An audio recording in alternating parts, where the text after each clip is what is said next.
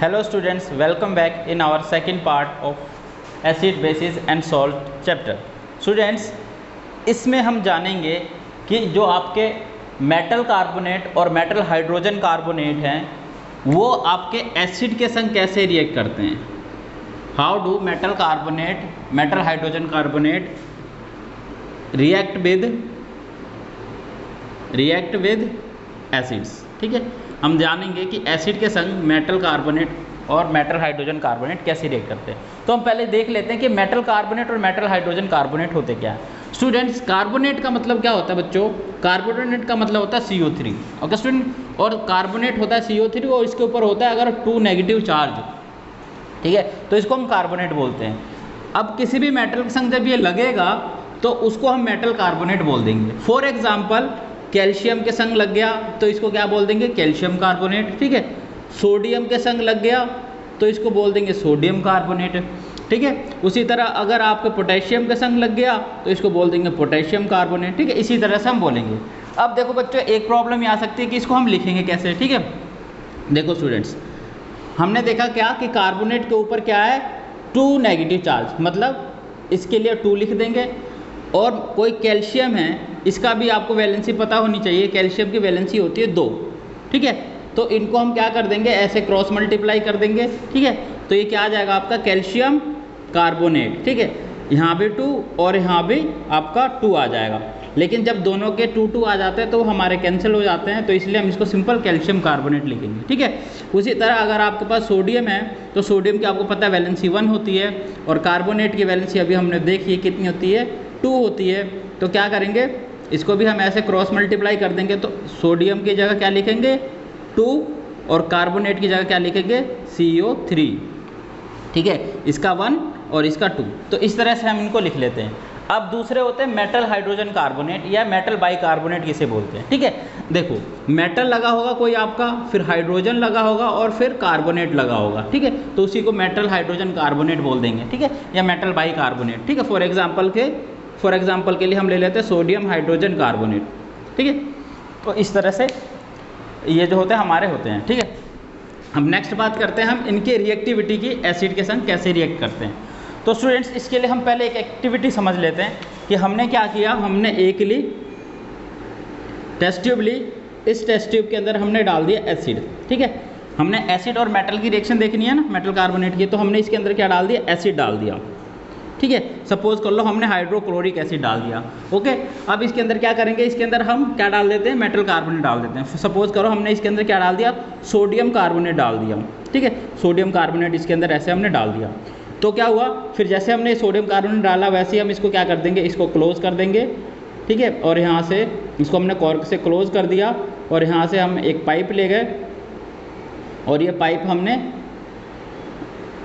इस पाइप को थोड़ा ओपन कर लेते हैं यहाँ से भी. हाँ, ये पाइप हमने एक दूसरे सॉल्यूशन में ले गए, ये वाला पाइप. ठीक है, और ये किस चीज़ का सॉल्यूशन है?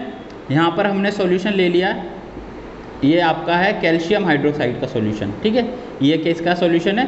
Calcium hydroxide. ठीक है, कैल्शियम हाइड्रोक्साइड जो होता है बच्चों एक बेस होता है ये. ठीक है, कैल्शियम हाइड्रोक्साइड एक बेस होता है. ये हमने एसिड लिया और इसके अंदर जो हमने डाले हैं ये जिंक के, सोडियम कार्बोनेट के कुछ हमने मेटल कार्बोनेट के कुछ पीसेस डाल रखे हैं. ओके, तो बच्चों क्या हुआ? ये जो कैल्शियम हाइड्रोक्साइड का सॉल्यूशन होता है ये एकदम क्लीन होता है. ठीक है, एकदम क्लीन होता है. ओके बच्चों, एकदम आर पार हम देख सकते हैं. ओके, जो पानी के एकदम आर पार देख सकते हैं इसे. लेकिन जैसे ही यहाँ से रिएक्शन हुई, हमने एसिड और जैसे कार्बोनेट डाला, ऐसी रिएक्शन हुई तो यहाँ से कुछ गैसेज निकली और वो गैसेज जो थी, ये सारी गैसेज गई इसके संग मिल के यहाँ से कुछ, इसके अंदर कुछ प्रेसिपिटेट बन गए. ठीक है, क्या बन गया? कुछ प्रेसिपिटेट. और ये वाइट कलर के प्रेसिपिटेट बन गए. White precipitate.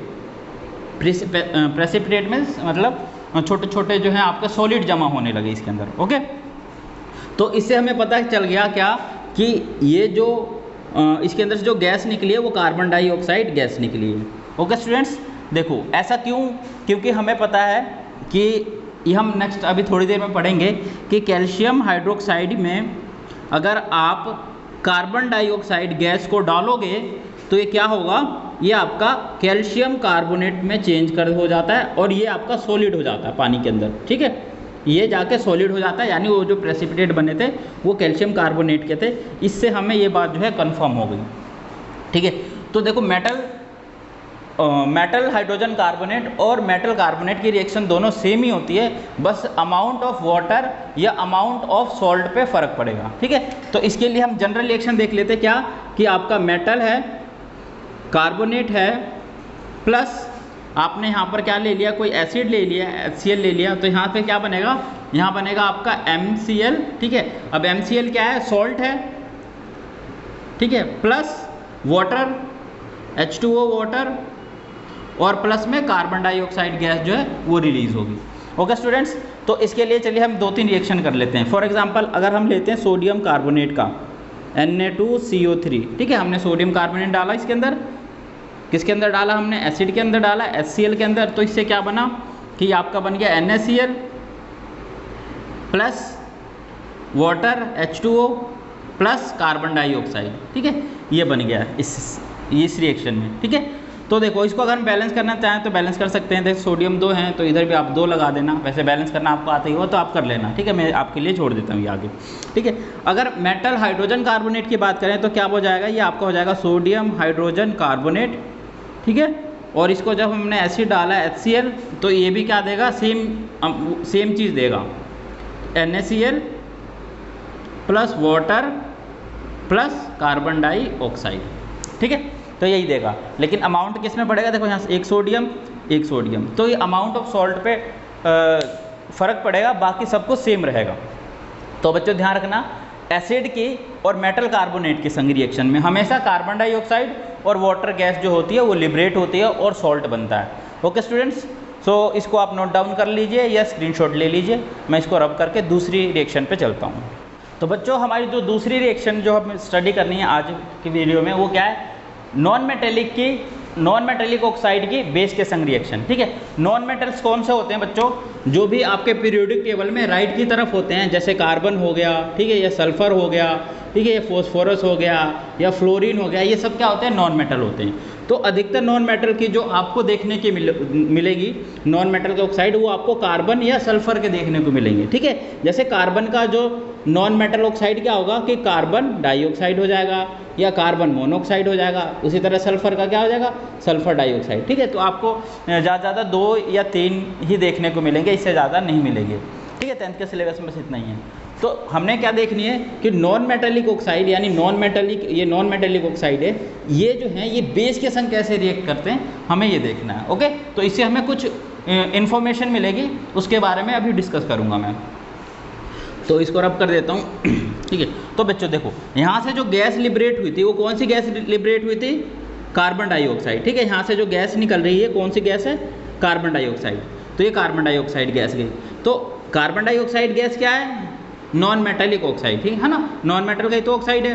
तो नॉन मेटल का ऑक्साइड जो है इसके अंदर हमने क्या रखा था, कैल्शियम हाइड्रोक्साइड, जो कि क्या था, एक बेस था, ठीक है।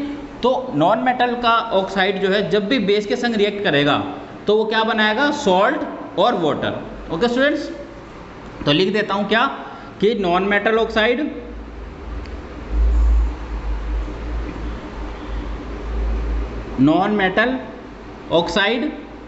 प्लस क्या, base gives you salt plus water, ठीक है। ये क्या देते हैं, सॉल्ट प्लस वाटर देते हैं। चलो अब देख लेते हैं कैसे। जैसे नॉन मेटल ऑक्साइड हमारा क्या था, कार्बन डाइऑक्साइड था, ये मैंने रिएक्शन नीचे लिख रखी है, इसी को देख लेते हैं, ठीक है। जैसे कार्बन डाइऑक्साइड क्या है, नॉन मेटेलिक ऑक्साइड आपका, है ना, और कार्बन कैल्शियम हाइड्रोक्साइड क्या है, ये आपका बेस है ना, ये बेस है, ये आपका नॉन मेटेलिक ऑक्साइड है, और ये क्या दे रहा है, कैल्शियम कार्बोनेट। कैल्शियम कार्बोनेट क्या है, ये एक सॉल्ट है ना, ये एक सॉल्ट है, और संग में इसने क्या दिया, H2O। ओके बच्चों, समझ में आया। तो हमें इससे क्या पता चला कि जो आपका ये है नॉन मेटेलिक ऑक्साइड, ये एसिडिक नेचर का होता है, ठीक है। कैसा होता है, एसिडिक नेचर का होता है, ठीक है, एसिडिक नेचर का होता है। चलो अब बात कर लेते हैं कि हमें कैसे पता चलता है कि एसिडिक नेचर का है या बेसिक नेचर का है। तो इसके लिए एक और रिएक्शन देखते हैं। वो रिएक्शन क्या है? Neutralisation reaction. Neutralisation reaction,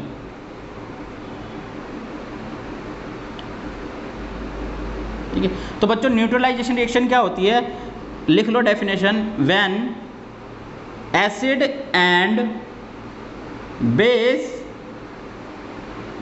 react with each other, they form salt and water, ठीक है। जब एसिड और बेस आपस में रिएक्ट करते हैं तो वो सॉल्ट और वाटर देते हैं। इसी रिएक्शन को न्यूट्रलाइजेशन रिएक्शन बोलते हैं, ठीक है।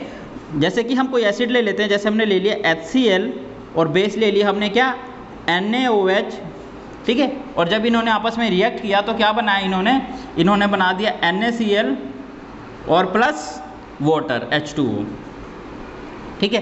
तो ये क्या है? ये है आपका एसिड, ये हो गया आपका बेस, ये हो गया आपका सॉल्ट और ये हो गया आपका वाटर, ठीक है।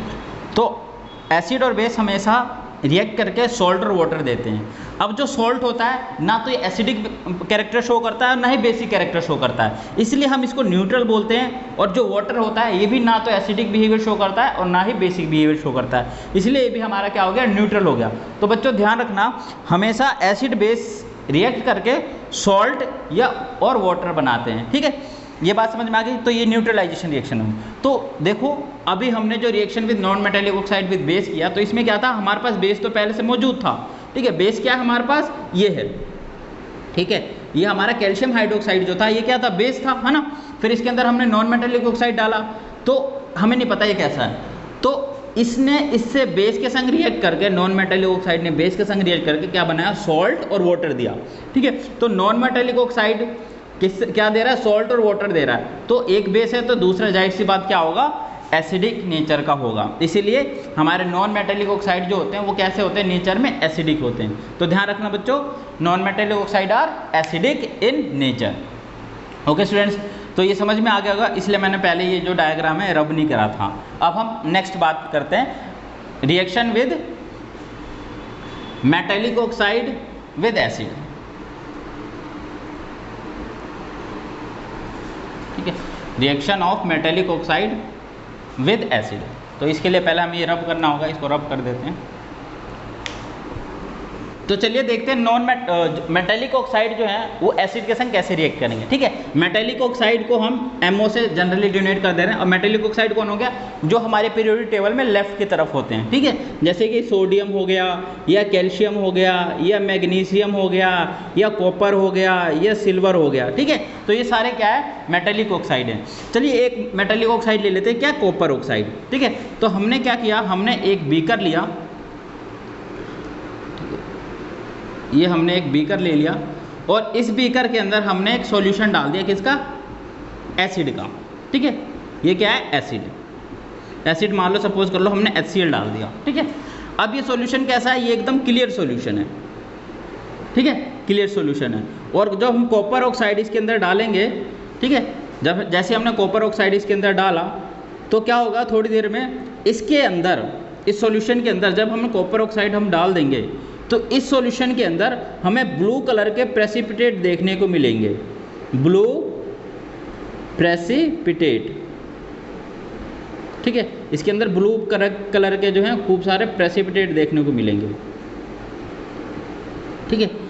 अब ये ब्लू कलर के प्रेसिपिटेट क्या थे? हमने कॉपर ऑक्साइड डाला तो क्या हुआ यहाँ, ठीक है। अब ये हम एक रिएक्शन के थ्रू समझते हैं, ठीक है। देखो हमने क्या लिया? हमने लिया एक एसिड, ठीक है, उसमें डाला हमने मेटालिक ऑक्साइड और मेटालिक ऑक्साइड ने रिएक्ट करके क्या दिया हमें? जो ब्लू प्रेसिपिटेट दिया वो ब्लू प्रेसिपिटेट एक सॉल्ट की तरह था, है ना तो एसिडिक था वो ना ही बेसिक था। तो उसने क्या दिया? हमें सॉल्ट दिया और उसके अंदर क्या बच जाएगा? उसके अंदर वाटर बच जाएगा, ठीक है। तो ये तो हो गई बच्चों जनरल रिएक्शन, ठीक है। अब देखो हमने क्या लिया था? हमने लिया था कॉपर ऑक्साइड, हमने डाला इसको किसके अंदर? हाइड्रोक्लोरिक एसिड के अंदर। तो इसके अंदर क्या बना हमारा? कॉपर क्लोराइड, ये जो था यही था आपका ब्लू कलर का प्रेसिपिटेट, ब्लू प्रेसिपिटेट, ठीक है, ये जो कॉपर क्लोराइड था, और प्लस में वाटर। आगे बात समझ में? तो इससे क्या बात पता चलती है? इससे बात ये पता चलती है कि जो आपके मेटेलिक ऑक्साइड होते हैं ये बेसिक होते हैं नेचर में, है ना, बेसिक इन नेचर। क्यों? क्योंकि ये क्या है, एसिड है, और एसिड और बेस मिलकर क्या बनाते हैं, सॉल्ट और वाटर, ठीक है। तो एक हमारा एसिड है तो दूसरा हमारा क्या होगा, बेस होगा। ओके, तो इसलिए non metallic oxide are basic in nature. Okay बच्चों, ये चीज़ समझ में आ गई। अब चलते हैं नेक्स्ट की तरफ। सो स्टूडेंट्स, अब बात कर लेते हैं क्या एसिड और बेसिस के अंदर क्या क्या चीज़ें जो हैं वो कॉमन होती है। ओके, तो इसके लिए हम क्या करते हैं, इसके लिए हम एक एक्टिविटी करते हैं, वो एक्टिविटी देख लीजिए, फिर मैं आपको एक्सप्लेन करूँगा। ओके, तो हमने क्या किया, हमने एक बीकर लिया, ठीक है। इस बीकर के अंदर हमने क्या डाल दिया, हमने एसिड डाल दिया पहले, ठीक है। ये हमने क्या डाल दिया, ये हमने डाल दिया इसके अंदर एसिड, ओके। और यहाँ पर एक इलेक्ट्रोड डाल दिया, ठीक है, और एक इलेक्ट्रोड यहाँ डाल दिया। फिर यहाँ से हम ले गए, यहाँ पर हमने एक बैटरी जोड़ दी, और यहाँ पर हमने एक बल्ब जोड़ दिया, ओके,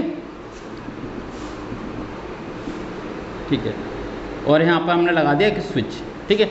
तो बच्चों के जब क्या हुआ, जैसे हमने स्विच ऑन किया तो बल्ब में कोई भी चेंजेस देखने को नहीं मिला, ठीक है, बल्ब ग्लो हुआ ही नहीं। लेकिन जैसे ही इसके अंदर हमने थोड़ा सा वाटर डाला, ठीक है, जैसे ही हमने इसके अंदर थोड़ा सा क्या डाला, वाटर डाला, वैसे ही क्या हुआ, ठीक है, जैसे हमने क्या डाल दिया, वाटर, ठीक है। अब इसके अंदर क्या है, एसिड प्लस वाटर है। जैसे ही हमने वाटर डाला वैसे ही क्या होगा, अब ये बल्ब जो है आपका, ये बल्ब जो है ये ग्लो करने लगा, ठीक है। समझ में आ गई बात? उसी तरह हमने बेस के संग भी एक्सपेरिमेंट किया, ठीक है। हमने बेस लिया, फिर बेस को हमने प्योर बेस में जब इलेक्ट्रोड डाले, बल्ब जलाया तो बल्ब नहीं जला, लेकिन जैसे ही हमने बेस के अंदर पानी डाला वैसे बल्ब जो है आपका ग्लो करने लगा, ठीक है। अब ऐसा क्यों हुआ होगा, ठीक है।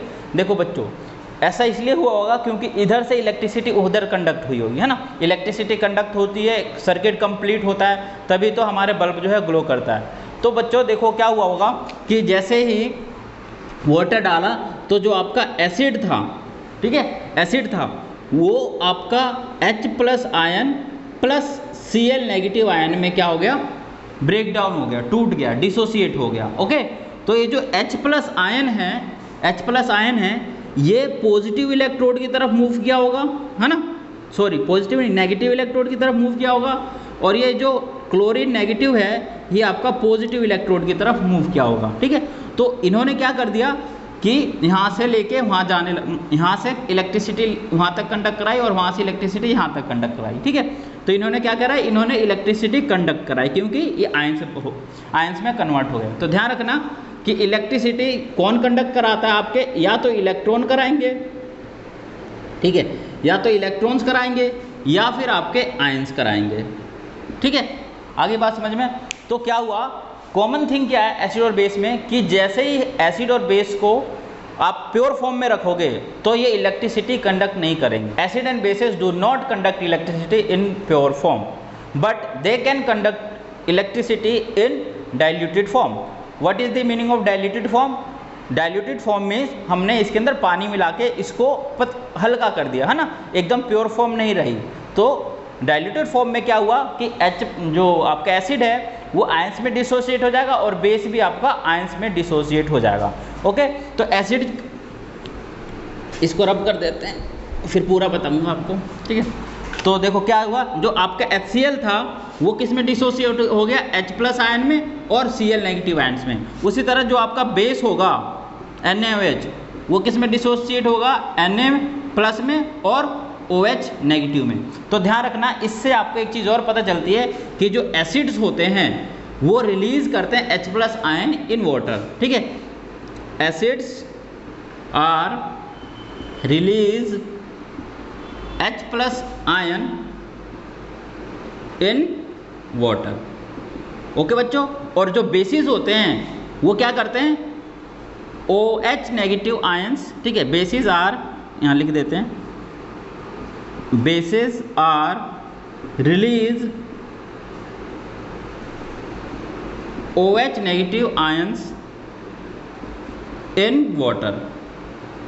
ठीक है, तो देखो एसिड और बेस की जो एक और डेफिनेशन आप बना सकते हो कि एसिड जो होते हैं H+ आयन रिलीज करते हैं और बेस जो होते हैं वो OH नेगेटिव आयन जो है रिलीज करते हैं। ठीक है, लेकिन जरूरी नहीं कि जो H+ आयन या OH नेगेटिव आयन रिलीज ना करे वो एसिड और बेस ना हो। ठीक है, आगे बात समझ में, क्योंकि अभी हमने देखा क्या कि जो कार्बन डाइऑक्साइड है ये कैसे बिहेवियर शो करता है, एसिडिक बिहेवियर शो करता है, लेकिन यहाँ तो H है ही नहीं।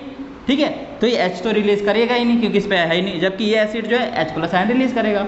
ठीक है, तो एसिड जो होते हैं H+ आयन रिलीज करते हैं, लेकिन सारे एसिड जो हैं H+ आयन रिलीज करें ये जरूरी नहीं है। ठीक है, उसी तरह बेस में भी है कि बेस भी क्या करते हैं, OH नेगेटिव आयन रिलीज करते हैं, लेकिन सारे बेस जो हैं OH नेगेटिव आयन रिलीज करें ये भी जरूरी नहीं है। जैसे कि अभी हमने थोड़ी देर पहले देखा था बेस कौन सा था, हमारा था कॉपर ऑक्साइड, है ना। तो इसमें क्या है, उसमें OH नेगेटिव आयन तो है नहीं, तो लेकिन ये बेस है क्योंकि हमने अभी थोड़ी देर पहले पढ़ा। ओके, ये चीज़ समझ में आ गई। तो देखो ऐसे बेस जो OH नेगेटिव आयंस रिलीज करे वाटर के अंदर, वो वाटर के अंदर सॉल्यूबल हो जाएंगे। ठीक है, आगे बात समझ में, ऐसे बेस, दोबारा सुनो, ऐसे base, those base which are release OH negative ions in water they are soluble in water. Okay, वो सोल्यूबल हो जाएंगे, तो ऐसे बेस को हम क्या बोलते हैं, अल्कली बोलते हैं। ठीक है, क्या बोलते हैं, अल्कली। ठीक है, तो अल्कलीज जो होते हैं वो क्या होते हैं, वाटर सोल्यूबल बेसिस होते हैं। ठीक है, वाटर सोल्यूबल बेसिस। ठीक है, वाटर सोल्यूबल बेसिस को ही हम क्या बोल देते हैं, अल्कली बोल देते हैं। तो हम क्या बोल सकते हैं, all alkalis are bases but all bases are not alkali. Okay, दोबारा सुनो, सभी बेसिस जो, सभी अल्कलीज जो होंगी वो बेस हो सकते हैं, लेकिन सभी बेस जो है अल्कली हो ये जरूरी नहीं। ओके बच्चों, समझ में आ गया एसिड और बेस में क्या जो कॉमन होता है। तो हाँ, एक बात और इसमें बतानी थी। ठीक है, ये जो आपका H+ आयन है ये वाटर के अंदर जाके H+ की फॉर्म में नहीं रहता, ये फटाफट जो आपका वाटर है इसके संग जुड़ जाएगा, इस वाले वाटर के संग जुड़ जाएगा और क्या बना देगा, ये H3O पॉजिटिव बना देगा, और इसको हम बोलते हैं हाइड्रोनियम आयन, हाइड्रोनियम आयन। ठीक है, ध्यान रखना, H+ आयन जो होता है वाटर के अंदर स्टेबल नहीं होता, H+ आयन जो वाटर के मॉलिक्यूल के संग अटैच हो जाता है और हाइड्रोनियम आयन में कन्वर्ट हो जाता है। ठीक है, तो ये चीज़ बता देना। दूसरी चीज़ क्या कि जो हमारा OH नेगेटिव आयन है इसको हम हाइड्रोक्साइड आयन बोलते हैं। ठीक है, हाइड्रोक्साइड आयन। ठीक है, और ये वाटर के अंदर OH की फॉर्म में रह सकता है, OH नेगेटिव फॉर्म में रह सकता है। ओके स्टूडेंट्स, तो आज की वीडियो में हमें इतनी डिस्कशन करनी थी, नेक्स्ट वीडियो में हम इस टॉपिक को और आगे बढ़ाएंगे। तो अगर आपको ये वीडियो अच्छी लगे तो इसको लाइक कर दें, चैनल पर नए हैं तो चैनल को सब्सक्राइब कर लें। Thank you.